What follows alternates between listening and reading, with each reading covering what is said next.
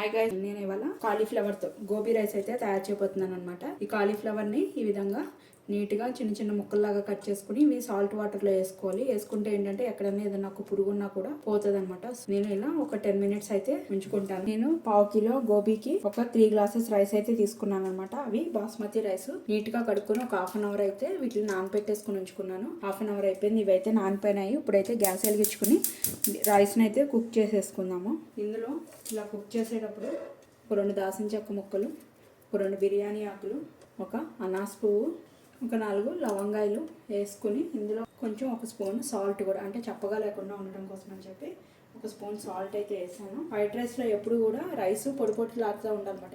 అలా రైస్ పొడి పొడి ఉండటం కోసం అని చెప్పి ఒక స్పూను ఆయిల్ కూడా వేస్తున్నాను అనమాట. ఇట్లన్నిటిని కూడా కొంచెం కలిపేసుకుందాం. రైస్కి ఒక గ్లాస్కి ఒక 1.5 వాటర్ పోస్తాం కదా, అదే విధంగా పోసుకున్నాం అనమాట. ఇప్పుడు మూత పెట్టుకుని రైస్ని బాయిల్ చేసుకుందాం.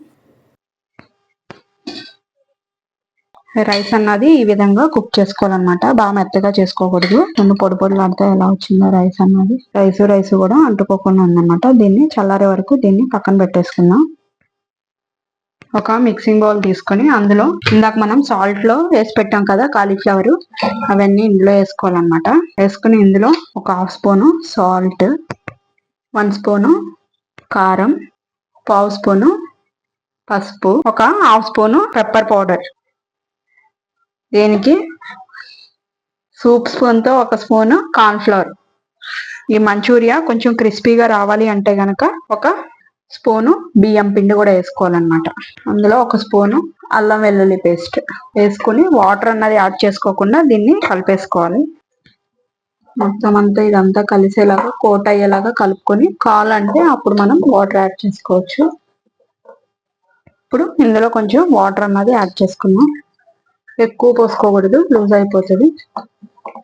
మనం మంచూరియా వేసుకునేలాగా ఆ విధంగా దీనికి పట్టేలాగా ఈ విధంగా కలుపుకోవాలన్నమాట. దీన్ని పక్కన పెట్టుకుందాం. ఇప్పుడు డీప్ ఫ్రైకి సరిపడా ఆయిల్ అయితే పెట్టేసుకుందాం. కావాలంటే కనుక ఇందులో ఫుడ్ కలర్ కూడా యాడ్ చేసుకోవచ్చు. నేనైతే ఫుడ్ కలర్ వేయట్లేదు, అది ఆప్షనల్. నేను డీప్ ఫ్రైకి ఆయిల్ అయితే పెట్టేసుకున్నాను అనమాట. ఆయిల్ కూడా హీట్ ఎక్కిపోయింది. ఇప్పుడు ఒక్కొక్క కాలీఫ్లవర్ ని ఈ విధంగా ఇందులో వేసేసుకొని ఫ్రై చేసుకున్నాం. గోల్డెన్ బ్రౌన్ కలర్ వచ్చే వరకు వీటిని ఫ్రై చేసుకోవాలన్నమాట. ఈ విధంగా గోల్డెన్ బ్రౌన్ కలర్ వచ్చేసినాయి. ఇప్పుడు మనం వీటినైతే తీసేసుకున్నాం. ఇప్పుడు మనం రైస్ అయితే చేసుకోవడానికి ఒక బాండీ అయితే పెట్టేసుకున్నాం అనమాట. అందులో ఒక 2 స్పూన్స్ ఆయిల్ అయితే వేసుకున్నాం.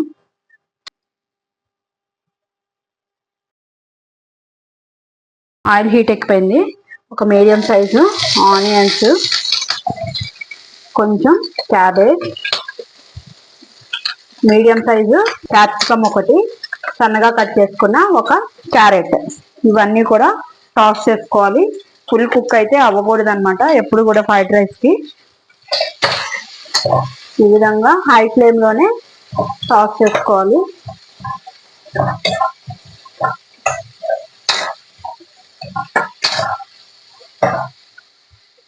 ఇప్పుడు ఇందులో ఒక స్పూను సాల్ట్, ఒక స్పూను అల్లం వెల్లుల్లి పేస్ట్ తీసుకొని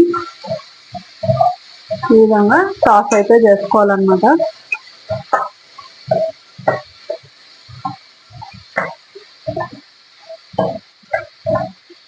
స్ట్రీట్ సైడ్ ఎలా ఉంటుందో ఆ విధంగానే వస్తుంది ఈ విధంగా చేస్తే కనుక. 5 నిమిషాలు మూత పెట్టుకుందాం. హై ఫ్లేమ్ లోనే పెట్టుకోవాలి, లో ఫ్లేమ్ లో చేయకూడదు.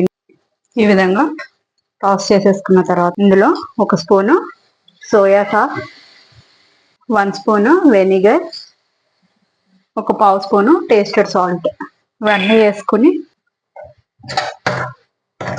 టాస్ చేసుకోవాలి.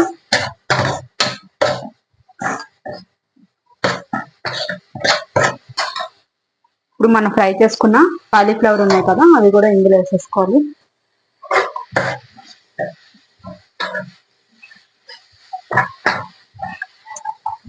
అయిన తర్వాత రైస్, చల్లారిపోయిన రైస్ ఉంది కదా, ఈ విధంగా పొడి పొడిగా చేసుకుని రైస్ మొత్తం ఇందులోకి యాడ్ చేసుకోవాలి. దీన్ని మొత్తం కూడా నీట్గా కలుపుకోవాలి.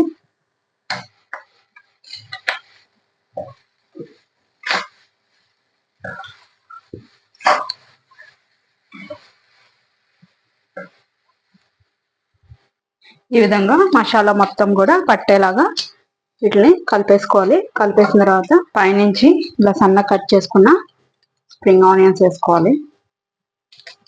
ఒకసారి ఇలా పైకి కిందకి కలిపేసుకుని గ్యాస్ ఆఫ్ చేసేసుకుని తర్వాత నేను సర్వింగ్ ప్లేట్ లో తీసి చూపిస్తాను.